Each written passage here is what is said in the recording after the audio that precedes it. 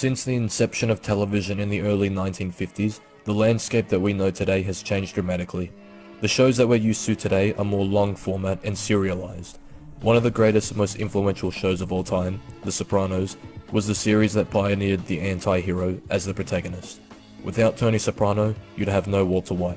Even though TV had been around for 50 years by the time The Sopranos had aired, it was at this point in the 2000s when television truly dominated, with some even deeming this era the golden age of television. Shows like Lost. What's your problem, Jumbotron? Shut up, redneck man. The West Wing. Are you the unmitigated jackass who has the DNC choking off funding for the O'Dwyer campaign in the California 46th? What in God's name is happening right now? Mad Men. And The Shield broke new ground in what could be depicted on TV, ranging from sex, violence, profanity, and drugs. Is your wife pretty? Beautiful. You mind if I take her to Vegas for a dirty weekend? Ride her ass hard and put her away wet? What? Now, let's rewind to the early days of television.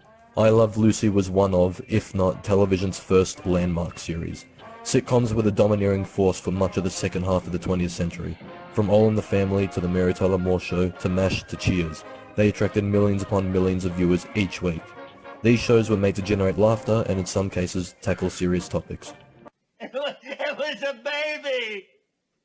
She smothered her own baby! Sitcoms were not the only shows on TV at this time.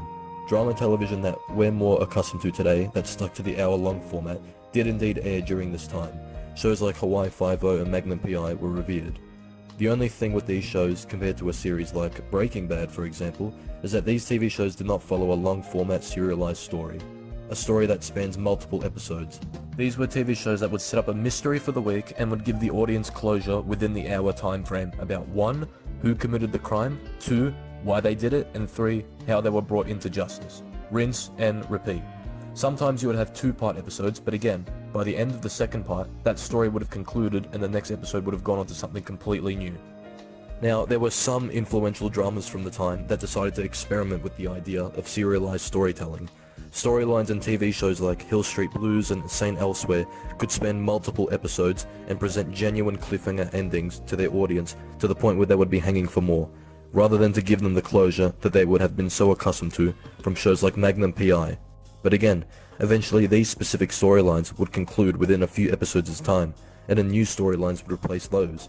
The TV series Moonlighting was a show that followed the crime of the week format, yet the relationship between Bruce Willis and Sybil Shepherd's characters developed as the show progressed. There wasn't a TV show that had one continuous story to tell, where every single episode of the show left their audience hanging for more, and a show where there was always continuity and you couldn't watch the series without having missed an episode.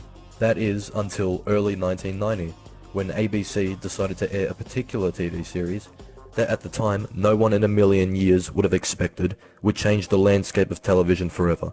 Without this TV series, shows like The Sopranos, The X-Files, or Lost would struggle to exist or find their voice.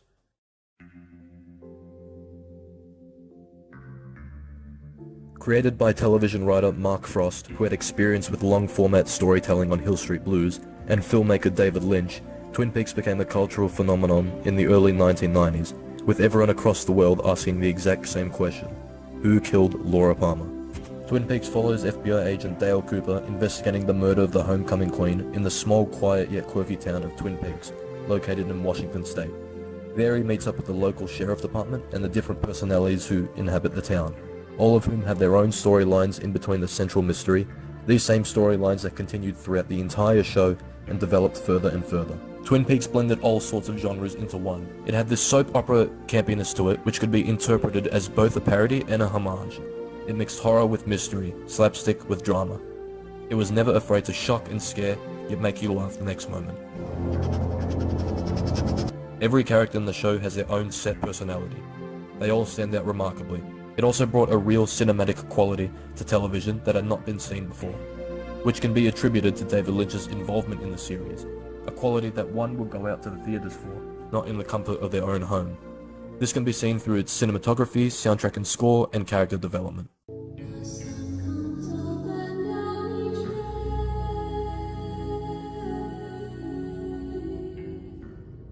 Twin Peaks was an instant hit.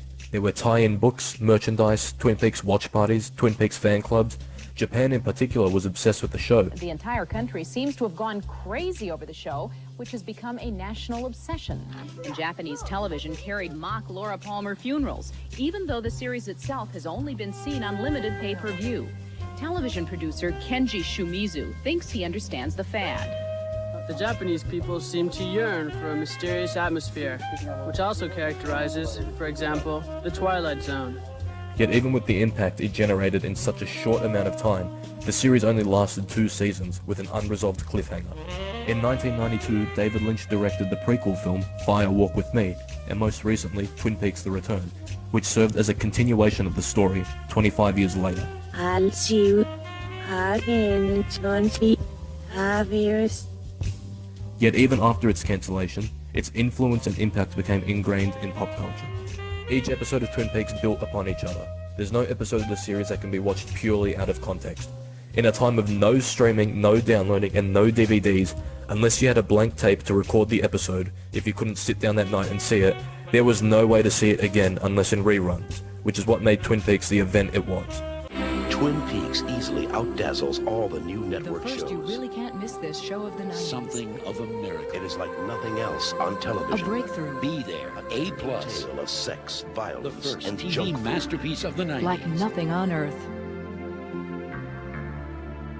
Twin Peaks, Sunday. That was a promo for the pilot episode of Twin Peaks before the show had even aired. ABC had built up the hype for Twin Peaks' premiere, advertising it as this game-changing show that was going to revolutionize television. And that wasn't an example of false advertising, because they were right on the money. You couldn't go anywhere without having Twin Peaks shoved down your throat. In the 90s, we had a lot of the sitcoms that were more teenage years, like your Beverly Hills 90210, which was just astronomical, Melrose Place, 21 Jump Street, which was just insane in popularity. And then all of a sudden, Twin Peaks came along and no one had ever seen anything like it. We were in our 20s then, early 20s, and instead of going out to clubs, we would make sure that we would round up at someone's house, pull out the popcorn, chips, chocolates, anything that you could think of, and everyone would just come together and, oh my gosh, just wait for Twin Peaks to start, to see episode to episode what would happen, especially with the episode leading up to Who Killed Laura Palmer. That was absolutely insane. The publicity on TV, magazines, in the workplaces, universities, that was the only thing that anyone was talking about. And even if you were walking by like a lunchroom or something, that's all you could hear. People were just absolutely overwhelmed, and it was just insane, the popularity, because we had never seen anything like it before. Arguably the most iconic scene in the whole series is Dale Cooper's dream sequence in the show's 3rd episode, Zen, or the Skill to Catch a Killer. This episode and scene in particular was considered a groundbreaking episode of television when it first aired, and has been parodied and paid homage to, most famously in The Simpsons.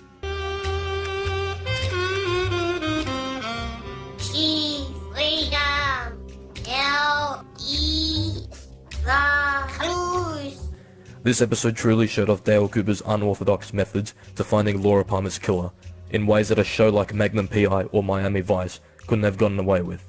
We see Dale use dream and spiritual logic and luck to push the case forward. Dale is more reliant on instinct, coincidence, dreams, and fate, rather than physical evidence that could be contradicted. You don't see Thomas Magnum or David Hasselhoff in Knight Rider solving their cases this way. Both Mark Frost and David Lynch brought their own styles and approaches to the table. Without one, you wouldn't have the other. Mark Frost's experience in long-format storytelling and characterization, and David Lynch's experience in filmmaking and his surrealist style that he's well known for in films like Eraserhead and Blue Velvet, are the bread and butter to Twin Peaks' success, and how it influenced the TV shows that came later. There's TV before Twin Peaks and after Twin Peaks. Not long after Twin Peaks first aired, the attempts at long-format storytelling and experimentation of what could be shown on television began to be more prevalent. One look at the TV series Northern Exposure and you can see Twin Peaks written all over it. You can see it in The X-Files too, which follows 2 FBI agents on the search for the extraterrestrial and the paranormal over America, which mixed both serialized storytelling with Monster of the Week episodes. Now what about The Sopranos, a series that tackles a completely different story? Absolutely. According to Mark Frost, Sopranos series creator David Chase stated, David Chase said about The Sopranos was that the freedom to go into sort of less than full reality spaces, to go into characters' dreams, to go into nightmares, to take you into places that weren't just purely objective reality. And he said, you broke down that door for me, and that was really an important lesson. And it's these scenes in The Sopranos that make the show even more complex and stand out. If you look back on the history of TV to the point where Twin Peaks released, most of these shows were afraid to try something new, to get under the audience's skin, to give them something that they may not be used to. It's these religious, spiritual, and dreamlike scenes in The Sopranos that give it a richer depth in its storytelling and characterization. Lost co-creator Damon Lindelof also had this to say.